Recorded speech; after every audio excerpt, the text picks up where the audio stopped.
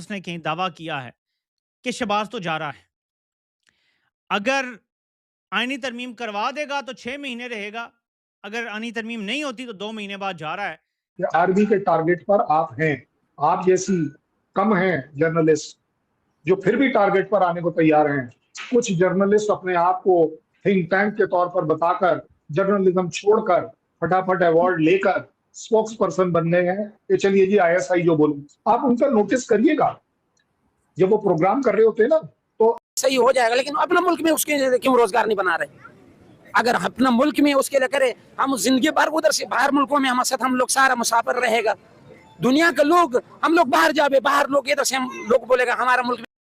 Procter and Gamble छोड़ के चला गया, यहाँ पे आपके रफान मेस चला गया जिसकी फैसलाबाद में बड़ी फैक्ट्री है, प्रॉक्टर एंड गैम्बल जिसकी कराची में बड़ी फैक्ट्री है, यहाँ पर आपके करीम चला गया, माइक्रोसॉफ्ट चला गया। मतलब आप क्या बात कर।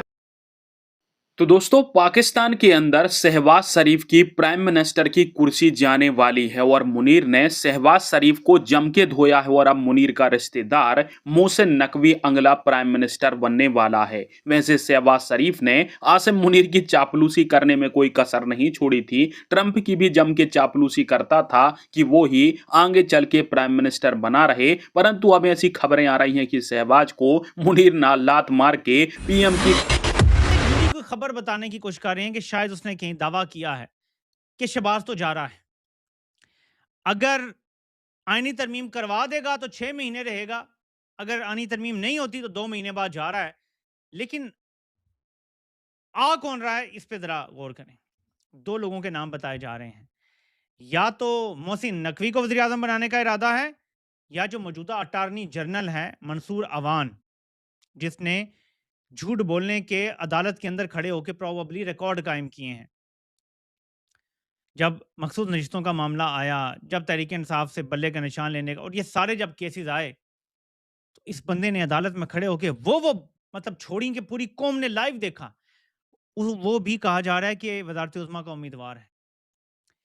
मेरा जर्नैलों से ये सवाल है कि क्या हम इससे नीचे गिर सकते हैं जितना शहबाज को ला के आपने गिराया है? तो जवाब मैं खुद देता हूं कि जी हाँ, गिर सकते हैं। जब हमें लगता था कि नवाज शरीफ को जो जर्नैल बार बार लाते थे हम इससे नीचे नहीं जा सकते, तो अगलों ने शहबाज और मरियम को मुसल्लत किया। उन्होंने बताया कि हम इससे भी नीचे जा सकते हैं, और अब हमें बता रहे हैं कि हमारा स्टैंडर्ड इससे भी नीचे जा सकता है कि हम मोहसिन नकवी या किसी मंसूर अवान शान को जो है ना हम ऊपर ला के बिठा सकते हैं। और नेक्स्ट हो सकता है कि सरेआम वाले को बिठा दें ऊपर, फिर जीरो पे आउट होने का रिकॉर्ड लगाने वाले को बिठा दें। मतलब नीचे नीचे का सफर है। फिर वो एक नाकाम सिंगर जो है जिसने एक ही गाना गाया पूरी जिंदगी में, हो सकता है उसको बिठा दें। प्लान ये है इनके। प्रॉक्टर एंड गैम्बल छोड़ के चला गया, यहाँ पे आपके रफान मेस चला गया जिसकी फैसलाबाद में बड़ी फैक्ट्री है, प्रॉक्टर एंड गैम्बल जिसकी कराची में बड़ी फैक्ट्री है, यहाँ पर आपके करीम चला गया, माइक्रोसॉफ्ट चला गया। मतलब आप क्या बात कर रहे हैं कि हम मजीद टैक्स बढ़ाएंगे, मिनी बजट लेके आएंगे। लेकिन मुफ्ती साहब, आईएमएफ के प्रोग्राम में कितनी स्पेस है हुकूमत के पास? और ये मुझे बताइए, मेरा सवाल ओरिजिनली ये भी था कि क्या लोकल इन्वेस्टर इन्वेस्ट कर रहे हैं? क्योंकि राणा साहब कह रहे हैं कि वो करेगा तो फिर फॉरेन इन्वेस्टर करेगा, होगा, जब होगा तो देखा जाएगा। लेकिन गुजारिश ये है कि अभी आप फिर इसके बाद मजीद टैक्स ब्रेक ला रहे हैं। और 1 महीने पहले, बल्कि 1 महीने के 2 हफ्ते पहले राणा साहब की हुकूमत ने, मैं माजरत के साथ, मेरा भाई है राणा साहब, मेरे भाई हैं, कि अभी 43 अरब रुपए दे दिए। तो पैसों की ऐसी कमी नहीं है, आईएमएफ की इतनी हम जिद नहीं मानते। 43 अरब रुपए हमने एमएनएस को दे दिया, ये छोटी रकम नहीं होती है। अगर हम ये चाहते तो तमाम जो नौकरी पेशा लोग हैं उनके 10% टैक्स कम कर सकते थे, या हम चाहते तो 3 लाख से कम करने वालों की हम 25% टैक्स कम कर सकते थे। लेकिन हमने कहा कि नहीं, ये एमएनएस जो है इनको 25-25 करोड़ रुपया दें ताकि वो इलेक्शन में अल्हम्दुलिल्लाह ज्यादा उससे जा सके ताकत के साथ। तो हुकूमत की प्रायोरिटीज देखनी है। 13% हो गया है, आपने एसआईएफसी बना लिया, आपने हर चीज कर लिया, आपने एमओयूज इतने लिख लिए कि खाली एमओयूज की रद्दी बेच दें तो बड़े पैसे मिल जाए। लेकिन 1 पैसा नहीं आ रहा, 1 पैसा नहीं आ रहा। और इसकी वजह यह है कि बिजली आपकी महंगी, गैस आपकी महंगी, टैक्स आपके ज्यादा, रेड टेप आपके मुल्क में ज्यादा। और फिर ठीक है, हम टेररिज्म को ब्लेम करते हैं, लेकिन सच्ची बात है कि इन्वेस्टमेंट तो वैसे भी बलूचिस्तान और केपी में नहीं आती है, उससे फर्क पड़ता है। इन्वेस्टमेंट तो कराची और पंजाब के एक एरिया में ही आती है ना। तो किधर कौन सी इन्वेस्टमेंट आ रही है? कोई मतलब यहाँ पे प्रॉक्टर एंड गैम्बल छोड़ के चला गया, यहाँ पे आपके रफान मेस चला गया जिसकी फैसलाबाद में बड़ी फैक्ट्री है, प्रॉक्टर एंड गैम्बल जिसकी कराची में बड़ी फैक्ट्री है, यहाँ पर आपके करीम चला गया, माइक्रोसॉफ्ट चला गया, मतलब आप क्या बात कर रहे हैं? 13% से कम आपकी इन्वेस्टमेंट टू जीडीपी रेशो हो गई, विच इज अ हिस्टोरिक लो। आपकी 21 साल में सबसे ज्यादा अनएम्प्लॉयमेंट है। हुकूमत को इस वक्त बैठ के, और मैं अकेला नहीं, स्टेट बैंक के गवर्नर साहब ने कहा कि बगैर बोल रहे हैं कि भाई साहब आपको आसानी हो जाए, आज नहीं तो कल इन सबको मालूम है कि आर्मी के टारगेट पर आप हैं। आप जैसी कम हैं जर्नलिस्ट जो फिर भी टारगेट पर आने को तैयार हैं। कुछ जर्नलिस्ट अपने आप को थिंक टैंक के तौर पर बताकर, जर्नलिज्म छोड़कर, फटाफट अवार्ड लेकर स्पोक्स पर्सन बनने हैं कि चलिए जी आईएसआई जो बोलूं। आप उनका नोटिस करिएगा, जब वो प्रोग्राम कर रहे होते हैं ना, तो आप और मैं तो ऐसे बात कर रहे हैं, वो ऐसे बात कर रहे होते हैं कि सामने जो खड़ा है कोई।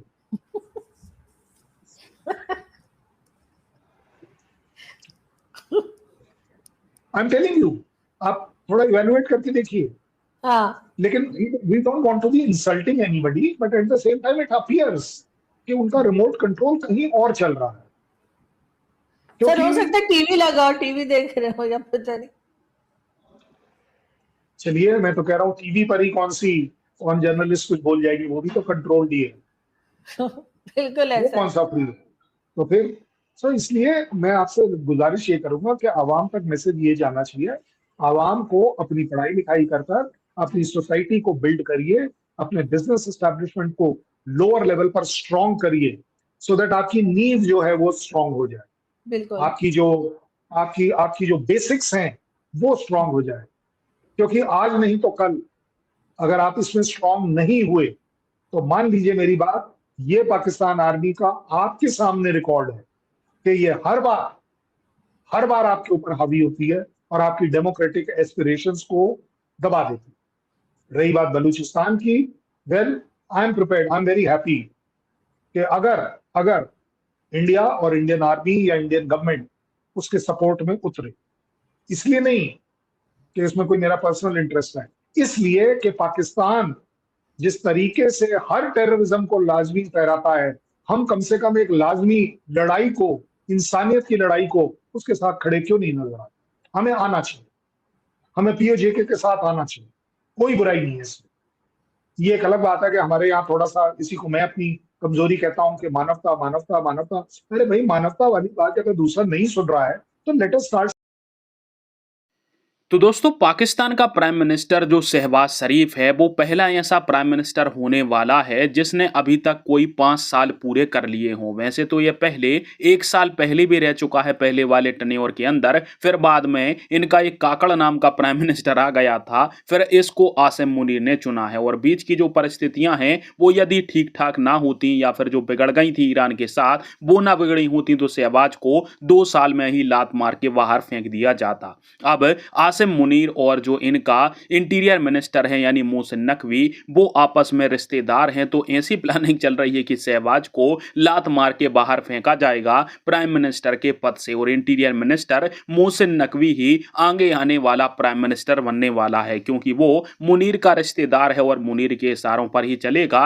वैसे शहबाज ने भी चापलूसी करने में कोई कसर नहीं छोड़ी थी, परंतु पाकिस्तान का जो बंटाधार हुआ है, जो पाकिस्तान की जनता इस समय पाकिस्तान की सरकार से नाराज है, उस सब का ढीकरा मुनीर शहबाज के ऊपर फोड़ रहा है और बोल रहा है कि अब सरकार बदलने का समय आ गया है। और इसके संकेत तभी मिल गए थे जब इंटीरियर मिनिस्टर मोहसिन नकवी का कहना था कि आगे चल के पाकिस्तान में हम ऐसे ही रहने वाले हैं, ऐसे ही हम कटोरा लेकर भीख मांगेंगे, क्योंकि हमारा सिस्टम खराब है। सिस्टम खराब है मतलब कि शहबाज शरीफ की कुर्सी जाने वाली है। वैसे शहबाज की एक बात तो माननी पड़ेगी कि